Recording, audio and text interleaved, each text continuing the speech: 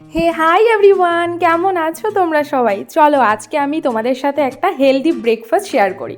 তো ফার্স্টেই আমি তাওয়াতে একটু ওটস নিয়ে সেটাকে ভালো করে একটু লালচে লালচে করে রোস্ট করে নেব।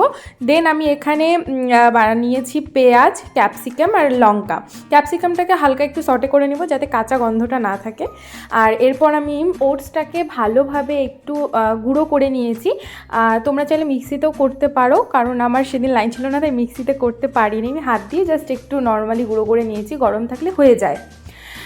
আর মুখে পড়লে বেশ ভালোও লাগে। তারপর আমি দিয়ে দিলাম সমস্ত সবজি, লবণ, লঙ্কার গুঁড়ো, একটুখানি হলুদ, তারপর দিয়েছিলাম আমি গরম জল। দেন ভালোভাবে একটু মিক্স করে দিয়ে দিলাম একটা ডিম।